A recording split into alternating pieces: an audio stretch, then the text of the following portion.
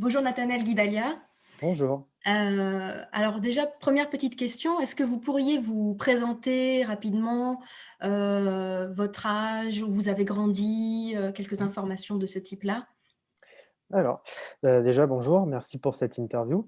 Je m'appelle Nathanel, j'ai 25 ans aujourd'hui. J'ai été diplômé en 2013, du baccalauréat STG. C'était la dernière, session, du bac STG avant la revalorisation à STMG. Je l'avais eu avec, une mention bien. Dans la continuité, j'avais le choix de poursuivre, mon parcours à l'ORT avec le cursus classique de l'expertise comptable. J'ai finalement fait un autre choix, désireux de donner une perspective internationale, à mon parcours universitaire et à ma carrière. Donc je me suis orienté vers une école de commerce dans laquelle j'ai eu l'opportunité de faire une année d'études en Irlande. À la suite de mes 5 ans d'études, je suis parti travailler aux États-Unis, puis je suis revenu en France, pour préparer le DSCG et j'attends les résultats sur cette session 2020 et pour 2021, je me laisse encore un peu le temps de voir, ce que je fais. D'accord, merci. Et donc du coup, vous êtes originaire de région parisienne plutôt? Oui, tout à fait, j'ai toujours été originaire de la région parisienne. Alors, dans mon enfance, j'ai grandi plutôt du côté de Boulogne-Billancourt, mais plutôt dans mon adolescence, j'étais du côté de Levallois-Perret, Neuilly-sur-Seine et lorsque je venais à Lorth, j'habitais à cette époque-là à Neuilly-sur-Seine et j'allais jusqu'à Montreuil pour, poursuivre, ma formation, avec, un corps de professoral de très grande qualité, avec beaucoup d'humanité, qui m'a redonné confiance en moi, pour la suite de mon parcours et permis de relever de nombreux défis. Mais justement, avant d'arriver à l'Ort, vous étiez dans quel type d'établissement? Donc parce que vous êtes arrivé à l'Ort en première, c'est ce que vous C'est ça. disiez. Donc avant la primaire, le collège, le début du enfin du lycée, c'était quel type d'établissement que vous avez fréquenté? Alors, à la fin de ma scolarité au collège, je suis allé au lycée Pasteur de Neuilly-sur-Seine, qui était un lycée, particulièrement, difficile, élitiste et cassant. Mais c'était pas forcément adapté à ma psychologie, ma personnalité. J'étais quelqu'un qui avait besoin d'encouragement, qu'on me donne confiance en moi. C'était pas de ma nature d'être, quelqu'un, spontanément confiance en moi et j'ai trouvé cela à l'Ort, en fait. C'est-à-dire que le corps professoral m'a très vite, redonné progressivement confiance en moi au bout d'un mois. J'ai pu, prendre de l'élan, de l'enthousiasme, découvrir une belle curiosité, par exemple, je pense pour les cours de français, la littérature. Avoir une enseignante comme madame Louis avec son enseignement, très humain, m'a permis de me libérer, notamment dans l'écriture qui était pas quelque chose de facile pour moi. J'ai pu organiser un peu plus mes idées notamment et prendre confiance, passant de 1 à 12 puis 16 sur 20 avec elle, dans mes notes dans un premier temps et avoir des notes correctes, par rapport aux difficultés que j'avais en français. Je dirais alors que m'a vraiment permis, d'avancer, de gagner vraiment une confiance et aussi de la maturité, dans mon travail. Et donc du coup, oui, donc on comprend bien que vous avez changé d'établissement parce que ça se passait pas très bien dans votre, 1er lycée où vous êtes entré donc en seconde. Alors vous ne deviez pas avoir un si mauvais niveau parce que si je comprends bien, vous êtes passé directement en première. Vous n'avez pas dû refaire une seconde.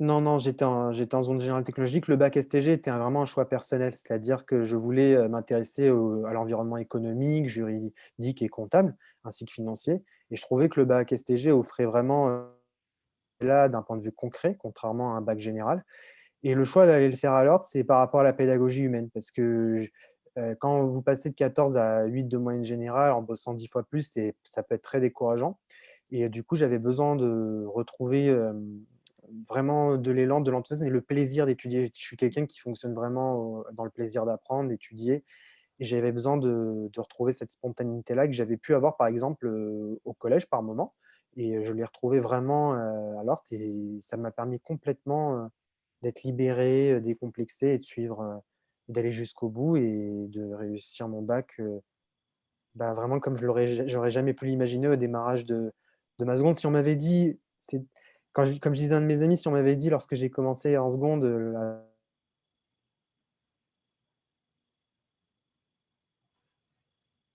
Hein, oh, excusez-moi, on a été coupé. Il y a eu une petite coupure ah, juste au moment où vous disiez, quand on m'a dit quand un ami, si un ami m'avait, si j'avais dit à un ami un jour et après j'ai pas eu la suite. alors un de mes amis me dit je disais à un de mes amis, parce qu'on avait vécu la même chose au lycée Pasteur Neuilly. On avait commencé avec des notes terribles, 3 sur 20 en maths, c'était une belle claque et je lui disais, «Si j'avais su en seconde au moment où on a eu cette claque en maths que j'aurais, plus tard, au baccalauréat avec du travail, mais aussi des encouragements de nos professeurs à l'Ort, 20 au bac de maths. Je n'y aurais jamais cru et je veux dire, ça a été possible parce qu'il y a vraiment eu cet encouragement, cette confiance qui a été donnée et ça m'a libéré, me donnant envie de relever de nombreux défis et d'aller au-delà, j'ai envie de dire, au-delà des montagnes, comme le dit un proverbe chinois. D'accord. Mais du coup, comment vous avez connu l'Ort? Est-ce que c'était vous, vos parents? Pour passer de votre ancien lycée à l'Ort, Neuilly, Montreuil, c'est pas tout à côté, donc voilà, comment vous en êtes venus à arriver à l'Ort? C'est ma mère qui connaissait l'institution de l'Ort, qui m'a donc proposé, cette institution et qui trouvait que justement cette école avec sa pédagogie, son enseignement, humain, pouvait correspondre à ce que je recherchais, elle savait que elle m'avait observé sur mon année de seconde, voyant que, bah, je perdais un peu le pied, que je ne dormais plus, je me décourageais et dans cette seconde année et qu'il me fallait quelque chose de plus humain et qui pouvait m'apporter de la stabilité et elle a senti les choses, elle a vu juste. Mmh. Mais, il y avait déjà des gens autour de vous qui étaient à l'Ort? Parce que votre mère, elle connaissait l'Ort, vous savez comment? Je pense qu'elle y avait, alors je me souviens plus exactement, il faudrait que je lui redemande, mais il me semble qu'elle avait enseigné là-bas ou qu'elle avait eu à un moment donné un passage là-bas, mais pas forcément lors de Montreuil. Mais, elle connaissait, bah, par le fait qu'elle est très présente dans le réseau juif. Aujourd'hui, elle est extrêmement active, notamment par son projet du kibboutz urbain qu'elle développe, notamment en région parisienne et en dehors de l'Île-de-France, elle aimerait. Donc, elle a toujours été active, on va dire, sur ces sujets-là et donc, elle connaissait cette organisation et elle a toujours été convaincue, pour que ce soit pour moi ou ma sœur, qu'elle a toujours voulu nous transmettre un enseignement, bah, qui est similaire à celui de l'Ort, avec des valeurs, juives, dans un mouvement libéral comme le MJLF, par exemple. Et elle voulait, justement, que cet esprit puisse perdurer. Est-ce qu'elle estime que la transmission juive doit rester, quelque chose d'important et elle s'est battue avec son cœur pour cela, pour ses enfants, bah, voilà, pour ses enfants, et si en par l'Ort, je dirais qu'elle m'a ça ouais, elle m'a transmis ça honnêtement en m'orientant vers l'Ort. Donc si je comprends bien, votre sœur aussi est passée à l'Ort?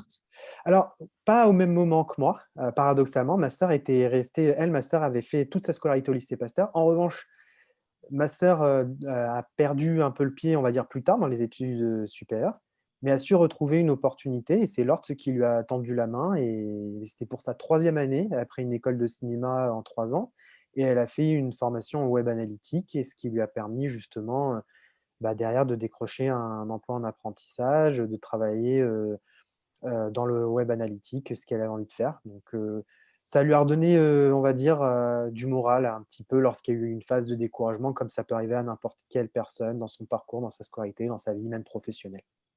D'accord.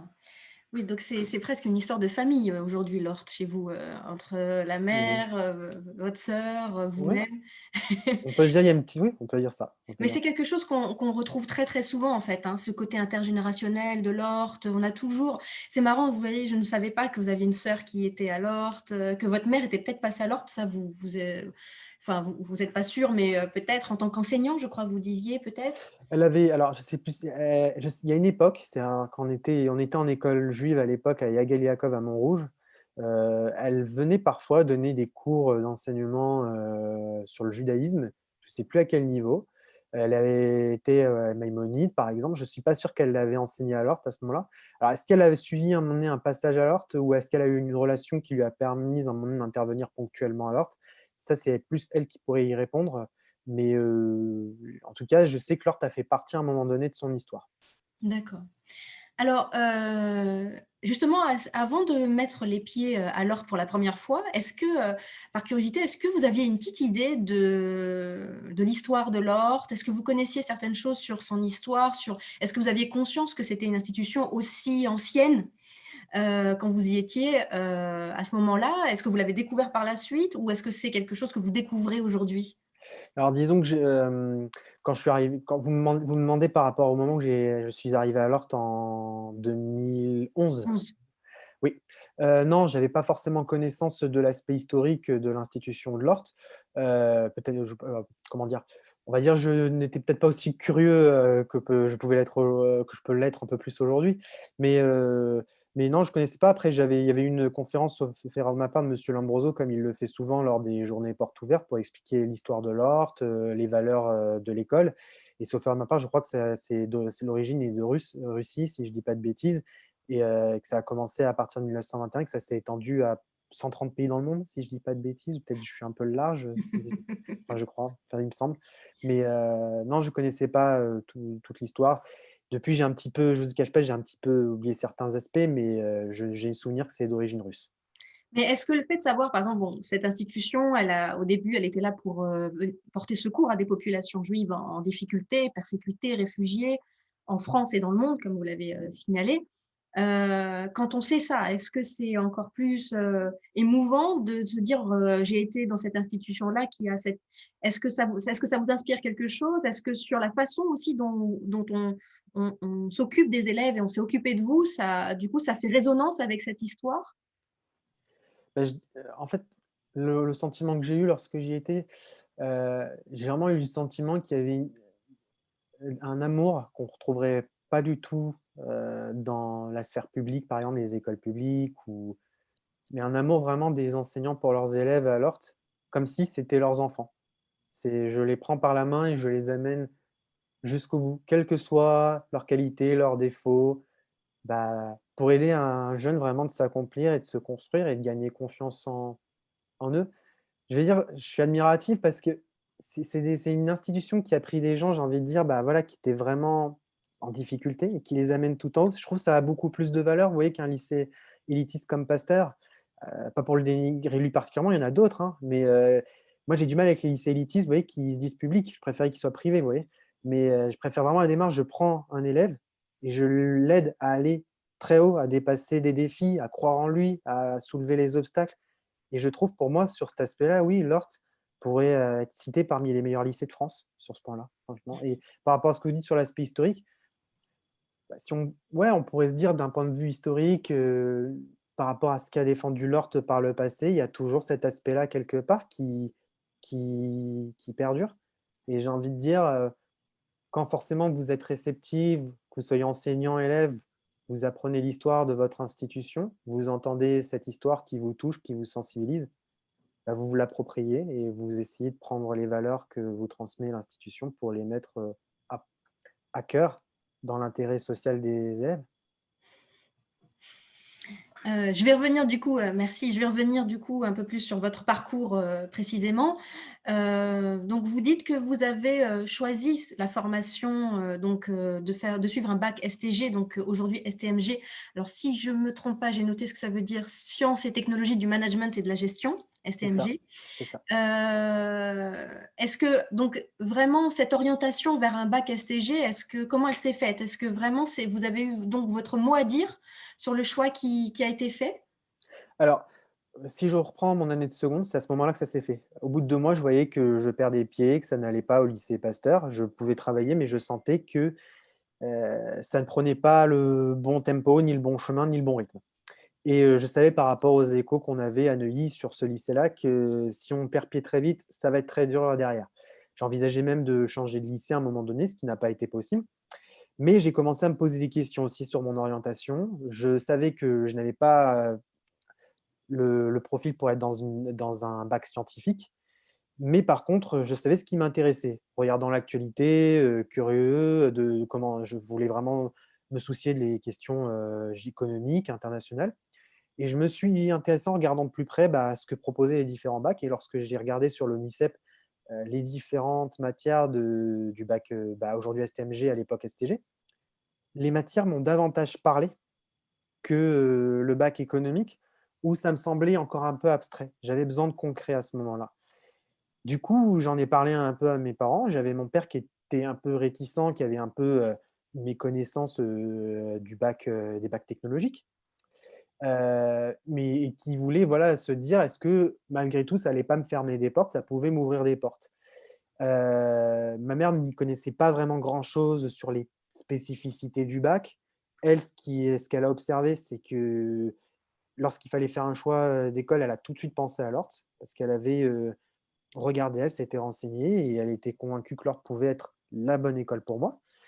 Et lorsque mon père est venu, il y a eu une rencontre à l'Ort, mais également on avait fait une démarche avec la COREP, qui est un institut, d'orientation. On avait convaincu, expliqué à mon père qu'il valait mieux avoir un très bon bac STG avec une belle mention, qu'avoir un bac ES, on va dire un petit peu difficilement, en forceps.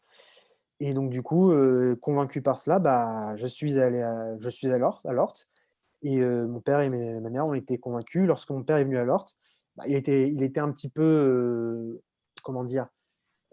Réticent sur un aspect, c'est la distance. Il avait peur, qu'au bout de faire 2 heures de transport par jour, ça pouvait, me faire perdre pied. Mais pas du tout, c'est au contraire, ça m'a permis, de m'évader un petit peu. Je trouve ça bien aussi, parce qu'en fait, j'ai pris du recul avec le temps, sûrement je ne me rendais pas compte et pour en discuter avec un économiste français qui s'appelle Thomas Porcher, qui vient, de La Courneuve, je lui ai confié que ça m'a ouvert l'esprit parce que quand vous vivez dans un cadre privilégié, comme Neuilly, où c'est une chance que tout le monde n'a pas, aller à Montreuil, voir les difficultés, sociales que vous ne pouvez pas forcément voir, quelque part à Neuilly, vous rendre compte, aussi peut-être d'un décalage, peut-être socio-culturel et de vous rendre compte aussi j'ai raconté ça à des amis qui se disaient: «Mais c'est possible ça?» Je disais: «Bah, je suis avec des gens, voilà, qui peuvent vivre, dans des cités, dans des banlieues sensibles, à La Courneuve» et si vous voulez, c'est terrible, mais il y a une forme de cliché qui peut exister à Neuilly. Il y a des gens qui se disent: «Mais un juif dans les cités, c'est possible?» Mais oui, bien sûr que c'est possible et c'est ça aussi, ça ouvre l'esprit. Je me souviens que j'avais un ami qui était complètement étonné, qui, en fait, pouvait pas du tout s'imaginer cela et c'est ça aussi qui est intéressant et ce que je disais à Thomas Porcher, je pense que ça m'a ouvert l'esprit parce qu'il y a des choses, je ne savais pas, par exemple, ce que pouvait être juif dans les milieux sensibles, et pour sur le moment, je ne me rendais pas compte. En prenant du recul, la distance, en réfléchissant, je pense qu'il y a des choses que j'ai, entendues avec le temps et ça ouvre l'esprit, ça marque l'attention et c'est je trouve c'est hyper important. C'est une vraie richesse humainement, mmh, quels que soient les désaccords, les différentes vies, les aspects socioculturels. Ce fut vraiment enrichissant aussi sur cet aspect-là, je trouve. Donc du coup, vous diriez qu'à Lorth, il y a une certaine mixité au niveau donc social Oui. aussi, et aussi, au est-ce qu'il y a une autre forme de mixité? Est-ce que parce qu'on on prône une de nos valeurs qui est quand même le vivre ensemble, la Mmh. tolérance, l'ouverture. Est-ce que vous l'avez ressenti ça à Lorth? Alors, au moment où j'y étais, en toute sincérité, pas vraiment. Par contre, ce qui me marquait lorsque je suis revenu en 2018 à Lorth pour, parler à des étudiants enfin, des étudiants qui font le même parcours que moi et on avait convenu ça avec madame Tayeb et madame Louis. J'ai été particulièrement touché de voir des gens, en fait, qui étaient de d'autres origines, des gens qui pouvaient être, africains ou même, de confession musulmane, venir à Lorth, suivre, l'enseignement et c'est là où on voyait beaucoup plus le vivre ensemble. Ça m'a interpellé et je trouvais ça génial et le discours, ce que j'ai voulu leur dire, c'est: «Rien n'est impossible, tout est possible, en fait». C'est ce que je voulais leur dire et voilà, il y a même par le parcours que j'ai eu, je m'interroge, je me dis par moments, «Est-ce que je conseillerais de faire les mêmes choix que ce que j'ai fait en 2013?» Et il y avait vraiment quelque chose qui m'a touché dans ce j'ai vraiment ressenti davantage le vivre ensemble. Après, j'étais dans l'année de transition où monsieur Twitou remplaçait madame, Douieb, c'est ça? Et du coup, je n'avais pas encore vu à ce moment-là, bah, peut-être les effets du vivre ensemble. Je sais que monsieur Twitou était très attaché à cela et je l'ai ressenti davantage lorsque je suis revenu en 2018. J'ai senti cette différence 5 ans après. Mmh mh. Mmh. Alors donc quand vous êtes arrivé à Lorth, vous n'aviez pas forcément une idée très précise de ce que vous vouliez faire plus tard, une idée de ce que vous aimiez comme Si. matière, mais, est-ce que petit à petit vous avez eu, cette idée de ce que du métier, de la voie que vous choisiriez par la suite, ça s'est révélé à vous, petit à petit ou non, ça c'est venu bien plus tard? Alors si, si, en fait, j'avais construit vraiment un projet en novembre 2010 pour, 2011. Je voulais aller à Lordt faire le bac STG, ensuite faire le BTS compta, ensuite le DCG, le DSCG. C'était clairement comme ça que j'avais envisagé les choses, en première STG. En plus, je me sentais bien en STG, c'est tout la comptabilité me plaisait énormément. Par contre, ce que j'ai observé en terminale, je sentais que la comptabilité, au fur et à mesure, pouvait être sclérosante. Je me suis interrogé, je me suis posé cette question-là et il y a surtout quelque chose, alors pour ma mère, c'est ça qui, lui a marqué l'esprit. Elle voulait parce que de son point de vue, elle estimait que la sécurité des juifs en France n'était pas garantie, de manière générale. J'ai un autre point de vue, un autre regard sur cet aspect aujourd'hui, parce que pour avoir vécu aux États-Unis, j'ai un regard un petit peu différent de la chose, parce que c'est très différent, je dirais, aux États-Unis. On a le sentiment parfois aux États-Unis, c'est mieux, qu'en France. Pas forcément, pas forcément. Et par contre, elle s'était dite qu'il fallait que je sois à l'international, que je parle anglais. Et elle était venue, lorsqu'on avait fait le bilan avec monsieur Hassan, qui était mon professeur principal en terminale. Elle lui avait demandé: «Est-ce que le parcours DCG, DSCG était, une formation internationale?» Il avait dit: «C'est très francophone» et c'était le cas. Et c'est là où m'est venue cette idée de me dire: «J'ai pas envie de me scléroser trop vite dans la comptabilité», parce que c'est très rigoureux, ça peut être très sclérosant. Et j'avais en fond de moi envie de m'ouvrir l'esprit, voir d'autres choses. Et en fait, c'est pour ça que naturellement, progressivement, au fur et à mesure de l'année, j'ai lâché cette idée avec le BTS. Je m'étais posé la question sur le DCG, même avec l'ORT. L'ORT m'offrait la possibilité, ce qui est pas souvent le cas pour, les étudiants de terminale STG, parce qu'ils ont pas forcément toujours le rythme adapté, au niveau de travail par rapport à l'exigence du DCG, du DSCG. Et c'est pour ça qu'il est sou on leur conseille souvent de faire le BTS. Mais l'ORT était prêt à me donner, moi, la possibilité de commencer directement par le DCG. Et je me suis quand même interrogé, moi, est-ce que je fais la prépa économique, commerciale et technologique ou est-ce que je fais une école de commerce post-bac? J'ai finalement renoncé au choix de la prépa parce que je me suis souvenu, bah, de ce qui m'était arrivé, à Pasteur. J'ai estimé que c'était pas mûr d'aller faire une prépa, j'étais pas encore prêt psychologiquement pour ça, d'être dans la dureté. Je veux dire ça a peut-être été compensé plus tard par l'alternance et j'ai fait le choix d'une école de commerce post-bac pour vraiment être à l'international et en fait, quelque part, bah, j'essaye aujourd'hui tout doucement de revenir vers l'expertise comptable puisque, bah, après mon école de commerce, bah, je suis en train de préparer les équivalences pour le DSCG et quelque part, il y a un gap aussi entre l'école de commerce et le parcours, francophone et c'est ce que je disais, c'est quand je disais parfois peut-être que j'aurais fait les mêmes choix, bah, je regrette pas mon choix, parce que j'ai pu partir en Irlande, pas j'ai je parle beaucoup mieux l'anglais. Je serais resté une quiche en anglais honnêtement si j'avais fait le parcours francophone. Mais ce que j'avais dit aux étudiants de l'ORT, lorsque je suis en 2018, je leur ai dit: «Malgré tout, quand je prends du recul, est-ce que je conseillerais aujourd'hui de faire une école de commerce quand vous voyez les tarifs que c'est, le coût exorbitant et onéreux et vous voyez d'autant plus parfois le décalage technique, d'un point de vue concret, surtout si vous aspirez à aller en cabinet comptable. Je me poserais peut-être 2 fois la question, est-ce que c'est pas mieux de faire vraiment le DSCG? Voilà, d'un point de vue technique. Donc ça se nuance aujourd'hui, je suis un peu plus partagé, mais je regrette pas mon choix pour autant, qui m'a épanoui, qui m'a permis, m'ouvrir l'esprit, d'avoir des cours de culture générale, de géopolitique, parce que j'ai une ça me c'est une vraie passion la géopolitique. J'ai eu la chance en plus de rencontrer Frédéric Ancel, dans l'école de commerce que j'ai suivie, qui m'a apporté beaucoup, en complément de d'ailleurs Thomas Porcher sur l'aspect économique, voilà. D'accord. Et du coup, comment s'est passée votre scolarité à Lordt? Qu'est-ce qui vous a plu? Pas forcément uniquement sur le plan de la formation, mais ça peut être aussi, je sais pas, peut-être des activités extrascolaires, qu'est-ce qui vous a plu dans cette ambiance à Lordt? Alors ce qui m'a plu alors déjà, alors je dirais c'est vraiment le corps professoral, leur humanité, leur gentillesse, qui est vraiment rare. Je garderai toujours dans mon cœur, dans mon esprit, heu, madame Tayeb, madame Louis, madame Marcus, monsieur Hassan, monsieur Malka, il y en a d'autres encore, madame Benayoun, madame Touitou, même des enseignants que j'ai pas forcément, eus, mais que je connais comme madame, Khalfa. Et il y a ça, vraiment l'état d'esprit du corps professoral. Il y en a encore d'autres des professeurs, j'aimerais ne pas en oublier, mais j'en ai cité, voilà, ceux qui étaient dans nos matières principales. Au niveau des sorties, des activités extrascolaires, je mettrais en évidence, bah, le moment où il fallait lister les noms au mémorial de la Shoah. C'était quelque chose qui m'avait beaucoup touché, ému, c'était saisissant.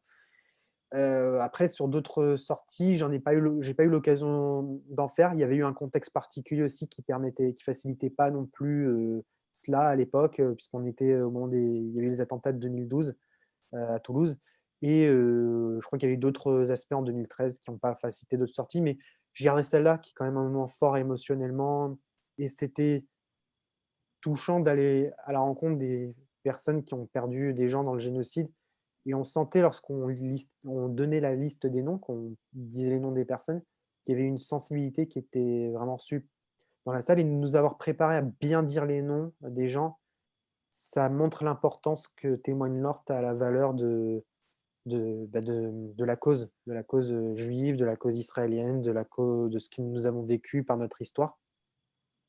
Mmh. Mmh. Et cet environnement, juif justement, voilà, est-ce que ça vous a apporté quelque chose? Est-ce que c'était, quelque chose, par exemple, que vous n'aviez pas, donc au lycée Pasteur ou dans d'autres établissements, si vous avez fait d'autres établissements publics? Est-ce que ça a été quelque chose qui, enfin, dans lequel vous êtes senti bien justement, cet environnement, les fêtes, le fait de faire des fêtes partager les fêtes ensemble, heu? Alors, juste une question, est-ce que vous pouvez couper l'enregistrement? Parce que je Bien dois sûr. donc pour répondre à votre question, je dirais, je ne suis pas certain qu'on retrouve un enseignement humain comme l'ORT dans d'autres endroits. Je veux dire, l'enseignement humain, c'est un métier d'humain, il y aura toujours de l'humain partout.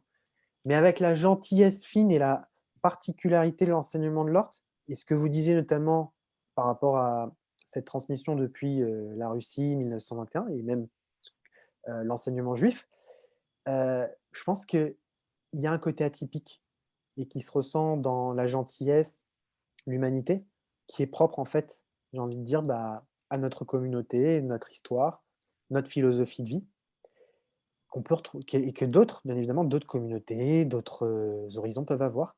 J'ai envie de dire, il y a une communauté qui, je trouve, nous ressemble beaucoup, c'est les Arméniens.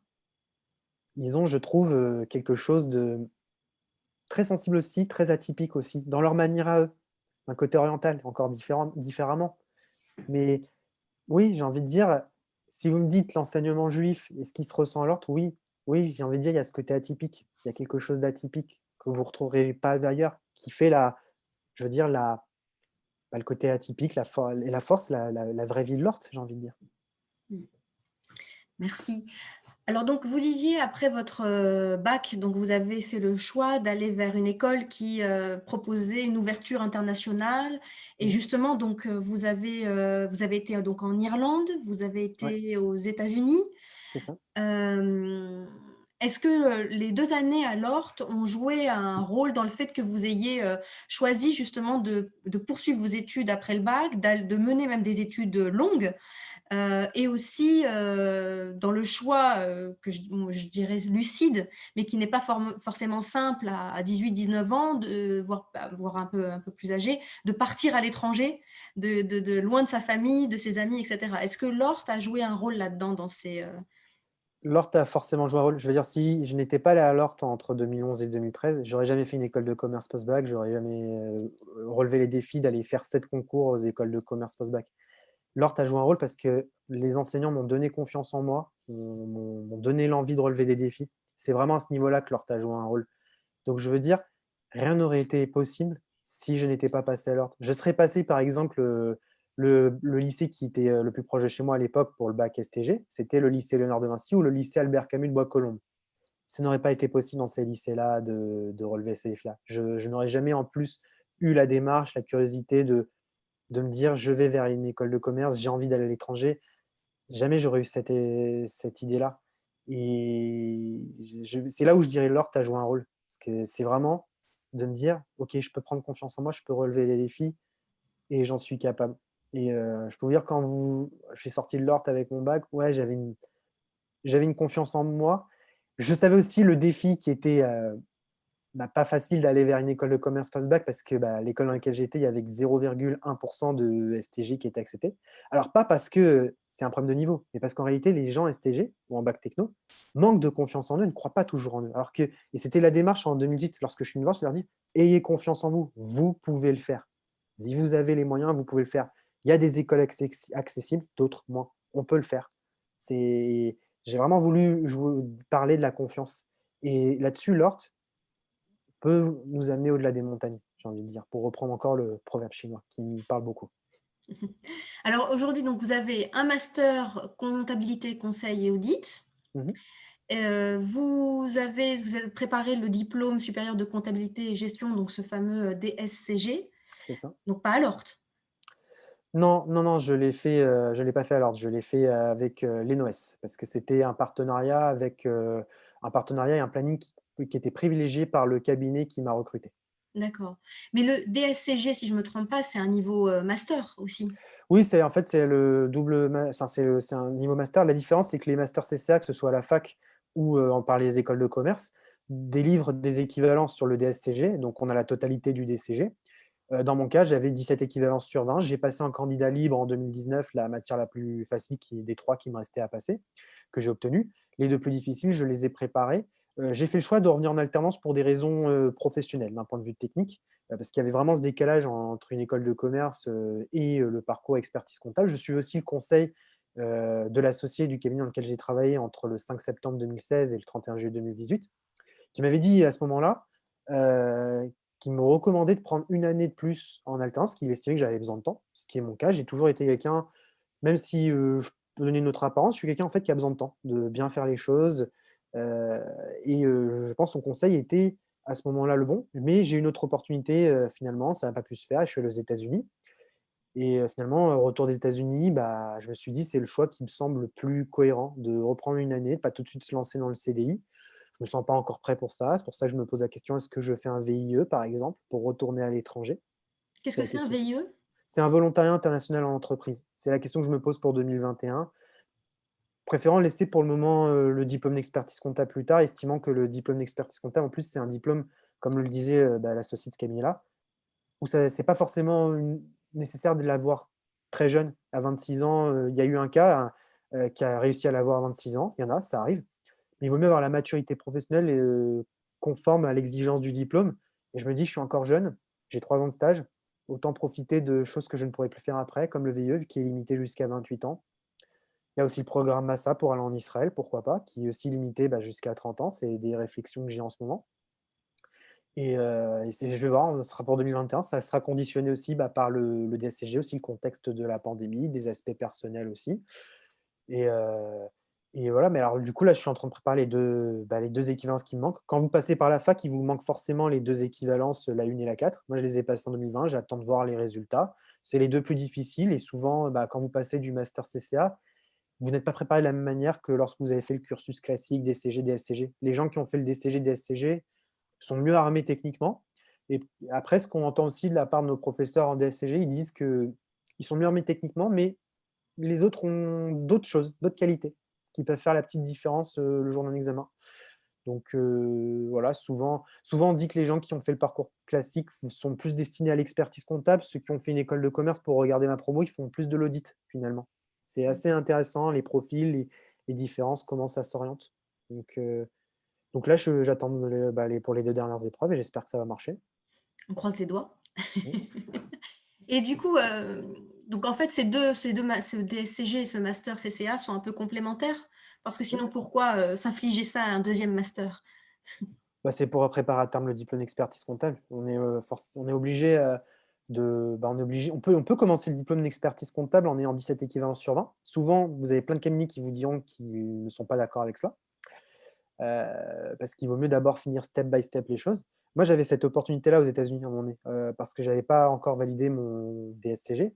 On avait laissé entendre que je pouvais faire, une année de stage dérogatoire, parce qu'on peut faire dans les 3 ans de stage une année dérogatoire en dehors de l'Union européenne. On peut faire les 3 ans en Union européenne s'il y a des accords entre la France, comme le Luxembourg, par exemple.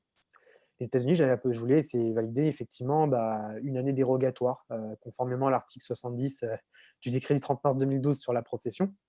Je voulais faire ce point-là, ça ne s'est pas fait pour des raisons, complexes et il y avait aussi la possibilité de passer l'équivalent du diplôme d'expertise comptable qui était le CPA. Ça s'est pas fait aussi pour des raisons complexes puisque la vie m'a ramené, en France à cause des mesures fiscales de monsieur Donald Trump, contre les expatriés, les étrangers, voilà, qui m'ont pas permis d'être dans des conditions sereines aux États-Unis. Voilà, d'un point de vue, financier, vu que le coût de la vie est 2 fois celui de la vie de Paris Mmh et mh. voilà.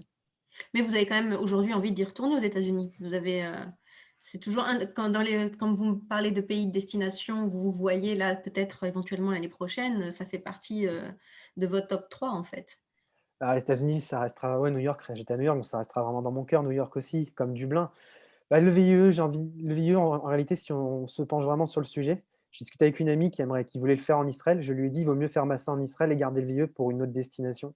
Le VIE, c'est effectivement plus intéressant en dehors de l'Europe.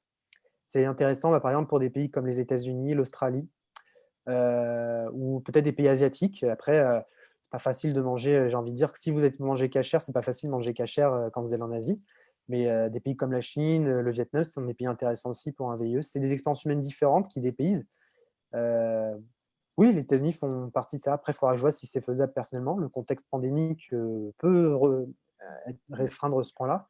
Puis la vie aux États-Unis n'est pas facile par rapport à la France, pour l'avoir vu de près. J'étais dans un quartier en plus aux États-Unis de Brooklyn, où en fait, on ne se rend pas compte, mais quand on s'éloigne de Manhattan, qu'on a passé Prospect Park dans Brooklyn, là, on se retrouve vraiment dans des quartiers ghettoisés. Vous avez des quartiers où c'est vraiment, j'ai envie de dire Fudgeland, et des quartiers où en fait, c'est des quartiers noirs.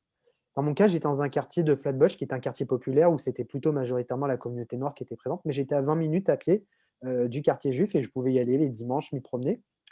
Et on voit que c'est pas la même vie, c'est pas les mêmes choses socialement. Et quand on s'éloigne vraiment du centre des villes, on se rend compte qu'il y a une forme de ghettoisation des sociétés aux États-Unis qui est plus forte. Peut-être moins le vivre ensemble, par exemple, vous voyez? On le ressent plus en France peut-être. Mais bon, c'est différent, c'est une vie qui est différente, il y a aussi, bah, la santé, il y a pas forcément les mêmes avantages qu'on a en France et c'est aussi une chance d'être en France. C'est ce que je me rends compte en Irlande et aux États-Unis.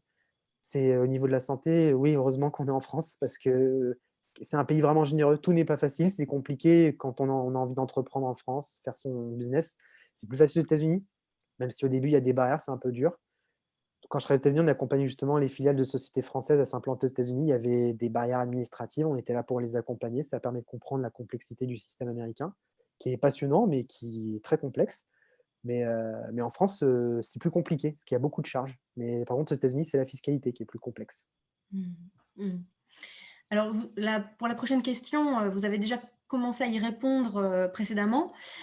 C'était, depuis que vous êtes parti de l'Ort, est-ce que vous avez gardé des liens justement avec l'institution, avec certains camarades de classe, certains professeurs, certains membres du personnel?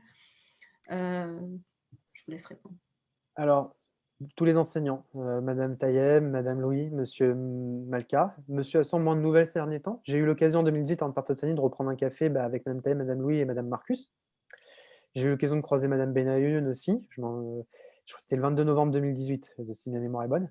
Et depuis, oui, ça peut m'arriver d'échanger parfois, toujours, avec mes enseignants, d'avoir un message pour leurs anniversaires.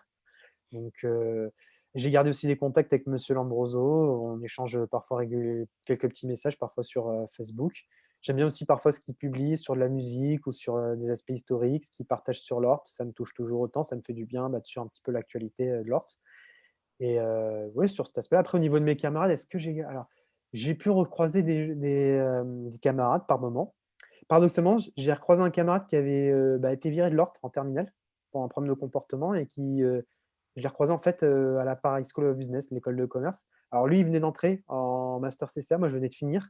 On s'est recroisés à ce moment-là et j'ai croisé d'autres gens, dans une soirée par exemple avec des amis, bah, un étudiant qui s'appelait Ariel, on s'est recroisés quelques années par le paradoxe dans une soirée et ça faisait drôle. Donc après j'ai pu voir certaines personnes et que j'ai pu suivre, évoluer.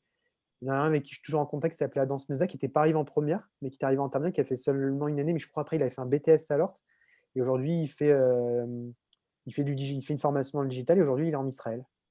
Donc il y a des contacts qui sont restés par moment.